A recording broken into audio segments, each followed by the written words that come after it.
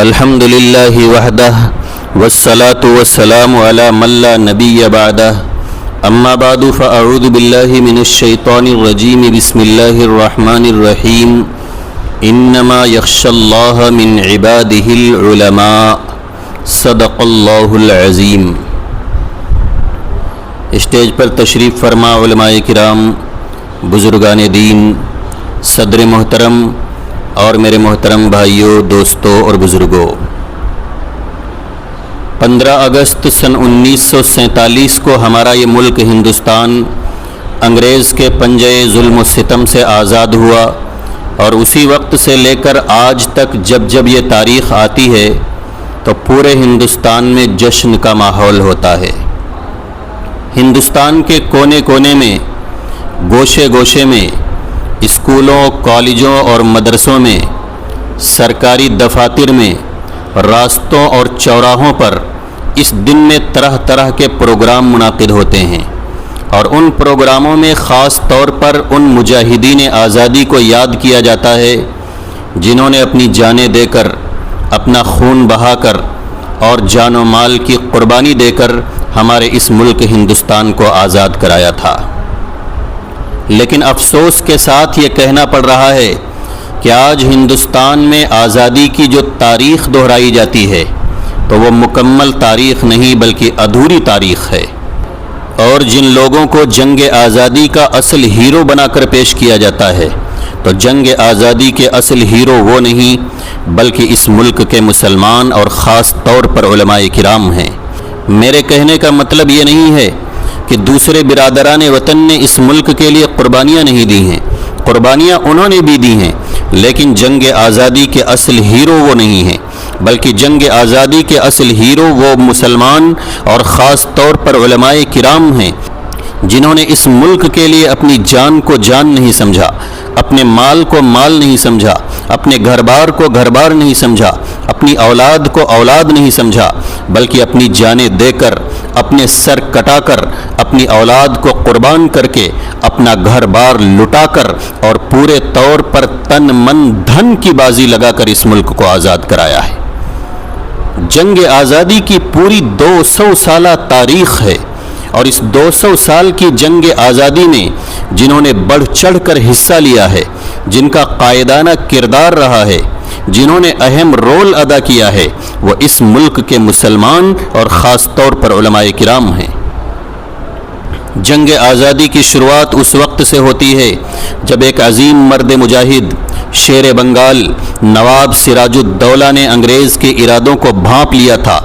اور پلاسی کے میدان میں سن 1757 میں انگریزوں سے ٹکرایا تھا اور جام شہادت نوش کیا تھا۔ اس کے بعد سن 1766 میں میسور کا عظیم حکمران حیدر علی اٹھ کھڑا ہوا، انگریز سے ٹکر لی اور پے در پے کئی لڑائیوں میں انگریز کو دھول چٹا کے رکھ دی، اور جب سن 1782 میں حیدر علی کا انتقال ہو گیا تو ان کے عظیم فرزند، عظیم مرد مجاہد، شیر میسور فتح علی ٹیپو سلطان نے کمان سنبھالی اور پوری طاقت کے ساتھ انگریز کو اس ملک سے نکالنے کی کوشش کی۔ آج ٹیپو سلطان کو غدار وطن بتایا جاتا ہے۔ میں کہتا ہوں کہ اگر اس وقت مراٹھے اور ہندوستان کے راجہ مہاراجہ غداری نہ کرتے، ٹیپو سلطان کا ساتھ دیتے، تو اسی وقت ہندوستان سے انگریز کا نام و نشان مٹا دیا جاتا، لیکن انہوں نے غداری کی، اور میر صادق اور میر معین الدین جیسے غداروں نے غداری کی، جس کے نتیجے میں سن 1799 میں انگریز نے سرنگا پٹنم کو چاروں طرف سے گھیر لیا۔ جب انگریز نے سرنگا پٹنم کو چاروں طرف سے گھیر لیا، محاصرہ کر لیا، تو کسی نے ٹیپو سلطان کو مشورہ دیا کہ سلطان، انگریز کی فوج بہت زیادہ ہے، ان کے اسلحے بھی بہت مضبوط ہیں، اس لیے بہتر یہ ہے کہ ان کے سامنے گھٹنے ٹیک دیے جائیں اور انگریز سے صلح کر لی جائے۔ جب ٹیپو سلطان کو یہ مشورہ دیا گیا تو ٹیپو سلطان نے کیا تاریخی جملہ کہا تھا، جس کے ایک ایک لفظ سے بہادری ٹپکتی ہے، جس کے ایک ایک حرف سے ہمت اور جوانمردی ظاہر ہوتی ہے۔ جب ٹیپو سلطان سے یہ کہا گیا کہ سلطان انگریز سے صلح کر لیجئے تو ٹیپو سلطان جوش میں اٹھ کھڑا ہوا، کہنے لگا کہ ارے کیا بات کرتے ہو، میں انگریز کے سامنے گھٹنے ٹیک دوں؟ غور سے سن لو، شیر کی 1 دن کی زندگی گیدڑ کی 100 سال کی زندگی سے بہتر ہوتی ہے۔ یہ کہہ کر تلوار ہاتھ میں لی، لڑتے لڑتے وہ تلوار بھی ٹوٹ گئی اور آخر جام شہادت نوش کر کے یہ پیغام دے دیا کہ غلامان محمد جان دینے سے نہیں ڈرتے، غلامان محمد جان دینے سے نہیں ڈرتے، یہ سر کٹ جائے یا رہ جائے کچھ پرواہ نہیں کرتے۔ جب تک ٹیپو سلطان زندہ تھے انگریز میں اتنی ہمت نہیں تھی کہ ہندوستان کو اپنا ملک کہہ سکے، لیکن جب ٹیپو سلطان شہید ہو گئے تو انگریز افسر نے ان کی لاش پر کھڑے ہو کر کہا تھا کہ آج سے ہندوستان ہمارا ہے، آج سے ہندوستان ہمارا ہے۔ سن 1799 میں ٹیپو سلطان کی شہادت ہوئی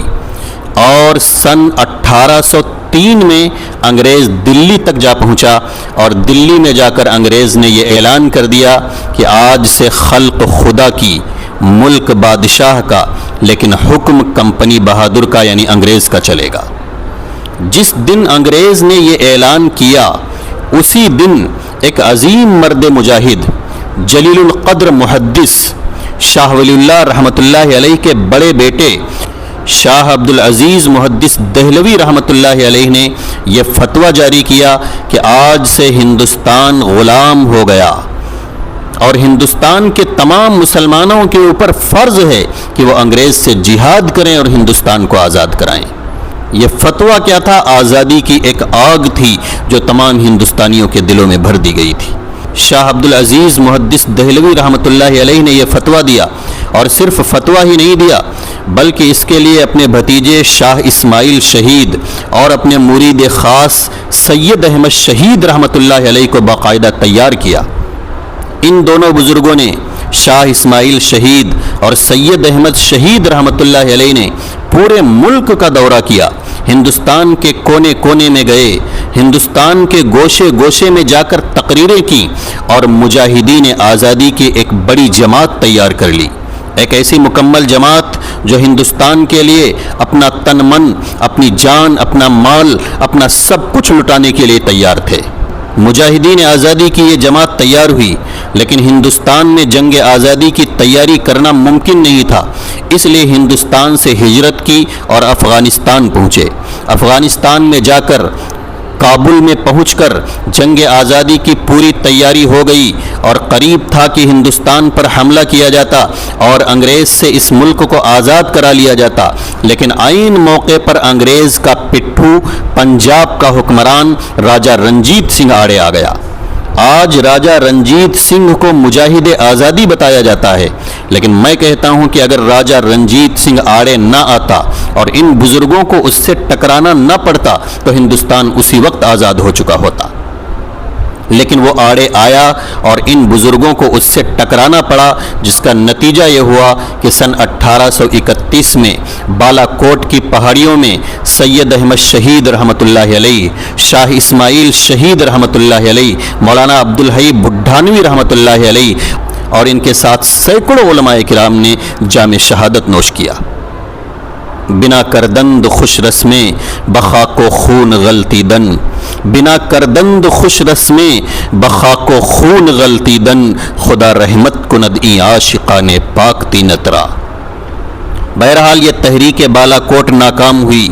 لیکن اس ناکامی کے بعد بھی ہندوستان کے مسلمان اور علماء کرام مایوس نہیں ہوئے، خاموش نہیں بیٹھے، بلکہ ایک نئے جوش اور نئے جذبے کے ساتھ جنگ آزادی کی تیاری شروع کی، اور اس تیاری کا نتیجہ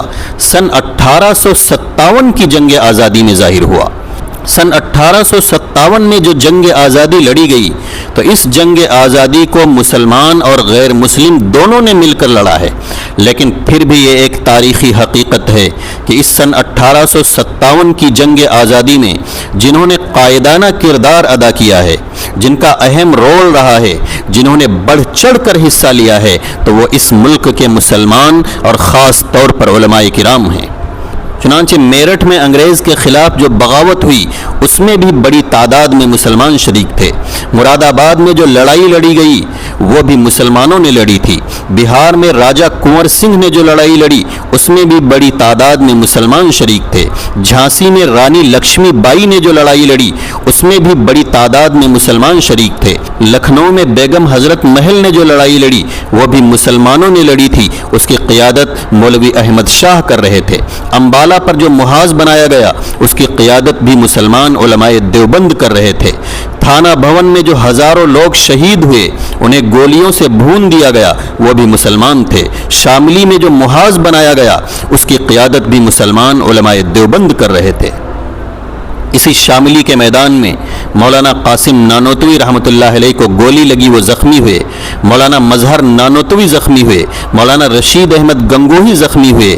اور اسی شاملی کے میدان میں حافظ زامل رحمۃ اللہ علیہ نے خاک و خون میں تڑپ تڑپ کر اس ملک کے لیے جان دے دی۔ اور اسی سن 1857 کی جنگ آزادی میں دلی کے اندر مغلیہ سلطنت کے آخری چشم و چراغ بہادر شاہ ظفر کے بیٹوں کو شہید کر دیا گیا اور ان کے سر ایک تھال میں سجا کر بہادر شاہ ظفر کے سامنے پیش کیے گئے، اور بہادر شاہ ظفر کو دلی سے گرفتار کر کے رنگون میں جلا وطن کیا گیا، جہاں انہوں نے بڑی بے کسی، بڑی قسم پرسی اور بڑی بے بسی کی زندگی گزاری۔ اسی بے بسی کے عالم میں انہوں نے کیا درد بھرے اشعار کہے تھے کہ لگتا نہیں ہے دل میرا اجڑے دیار میں، کس کی بنی ہے عالم ناپائیدار میں، ان حسرتوں سے کہہ دو کہیں اور جا بسیں، اتنی جگہ کہاں ہے دل داغدار میں،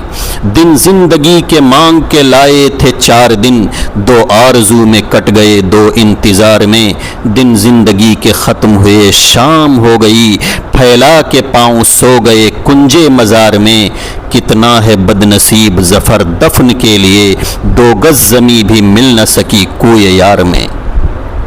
وہی بہادر شاہ ظفر جو ہندوستان کا شہنشاہ کہلاتا تھا، جسے اپنے ملک ہندوستان پر فخر تھا، اتنا بے بس کر دیا گیا کہ اسے ہندوستان میں دفن ہونے کے لیے 2 گز زمین بھی نہیں مل سکی۔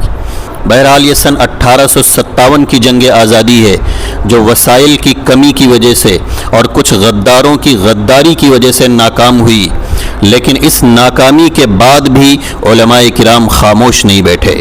مایوس نہیں ہوئے، بلکہ ایک نئے طریقے پر جنگ آزادی کی تیاری شروع کر دی۔ وہ نیا طریقہ کیا تھا؟ وہ نیا طریقہ یہ تھا کہ اس ملک میں مدارس کو قائم کیا جائے تاکہ انگریز کے خلاف ایک فضا بن سکے اور انگریز سے ٹکرانے والے مجاہدین آزادی تیار ہو سکیں۔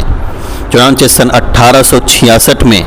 دیوبند کی سرزمین پر دارالعلوم دیوبند کا قیام عمل میں آیا، اور اس کے 6 مہینے کے بعد سن 1866 ہی میں سہارنپور میں مظاہر علوم سہارنپور کا قیام عمل میں آیا، اور پھر دارالعلوم دیوبند کی طرز پر پورے ہندوستان میں مدارس کا ایک جال بچھتا چلا گیا۔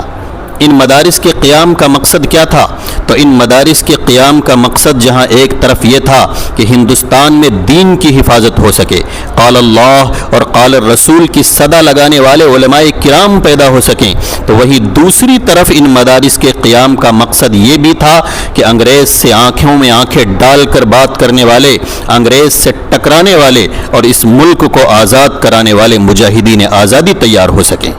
چنانچہ دارالعلوم دیوبند کے سب سے پہلے طالب علم اس ملک کی جنگ آزادی کے سب سے بڑے مجاہد ہیں، جنہیں دنیا شیخ الہند مولانا محمود حسن رحمۃ اللہ علیہ کے نام سے جانتی ہے۔ شیخ الہند علیہ الرحمہ نے اس ملک کو آزاد کرانے کے لیے، اس ملک کو انگریز سے چھڑانے کے لیے کیا کیا قربانیاں نہیں دی ہیں، کون کون سی مشقتیں نہیں جھیلی ہیں، کیسی کیسی تکلیفیں نہیں برداشت کی ہیں۔ تحریک ریشمی رومال کے روپ میں وہ عظیم تحریک چلائی کہ اگر وہ تحریک کامیاب ہو جاتی تو ہندوستان اسی وقت آزاد ہو چکا ہوتا۔ مالٹا کی کال کوٹریوں میں جا کر انگریز کا وہ ظلم و ستم برداشت کیا، وہ تکالیف جھیلی، وہ مصیبتیں برداشت کی کہ جن کو سن کر کلیجہ کانپ اٹھتا ہے۔ شیخ الہند کی پوری زندگی اسی فکر میں گزری، اسی کوشش میں گزری کہ کس طریقے سے ہندوستان سے انگریز کا صفایا کیا جا سکے اور ہندوستان کو انگریز سے آزاد کرایا جا سکے۔ اور شیخ الہند کے دل میں انگریز کی ایسی نفرت تھی، ایسی دشمنی تھی کہ انگریز افسر خود کہتا تھا کہ اگر محمود حسن کو جلا دیا جائے تو اس کی راکھ سے بھی انگریز دشمنی کی بو آئے گی۔ غرض شیخ الہند کی پوری زندگی اسی فکر میں گزری کہ کس طرح ہندوستان کو آزاد کرایا جائے اور انگریز کا نام و نشان مٹایا جائے۔ اور جب حضرت شیخ الہند علیہ الرحمہ کا انتقال ہو گیا تو ان کے شاگرد عظیم مرد مجاہد مولانا حسین احمد مدنی اور شیخ الہند کی فکر سے وابستہ ہزاروں علماء کرام، مولانا محمد علی جوہر، مولانا ابوالکلام آزاد، مولانا شوکت علی، مولانا حسرت موہانی، مولانا محمد میاں دیوبندی، ان سب کی کوششیں تھیں، اور ان کے ساتھ ہمارے بہت سے برادران وطن، مہاتما گاندھی، پنڈت جواہر لال نہرو اور بہت سارے برادران وطن ہیں جن کی مشترکہ کوششوں سے سن 1947 کو ہمارا یہ ملک ہندوستان آزاد ہوا۔ 14 اگست سن 1947 کو پاکستان کی آزادی کا اعلان کیا گیا اور اس کی صبح 15 اگست کو ہمارے ملک ہندوستان کی آزادی کا اعلان کیا گیا۔ تو یہ ہندوستان کی جنگ آزادی کی تاریخ ہے جو تقریباً 2 صدیوں پر پھیلی ہوئی ہے۔ آج ہندوستان کی جنگ آزادی کی جو تاریخ دہرائی جاتی ہے تو وہ ناقص اور ادھوری تاریخ ہے۔ ہمیں چاہیے کہ ہم اپنی تاریخ کو پڑھیں، اپنے بزرگوں کی قربانیوں کو یاد رکھیں اور دوسروں تک بھی پہنچائیں تاکہ حقیقت آشکارا ہو سکے اور جھوٹ اور فریب کا پردہ چاک ہو سکے۔ اللہ تبارک و تعالی ہمارے اس ملک میں امن و امان قائم رکھے اور ہم سب کو اس ملک میں پوری آزادی کے ساتھ زندگی گزارنے کی توفیق عطا فرمائے۔ وآخر دعوانا ان الحمد للہ رب العالمین۔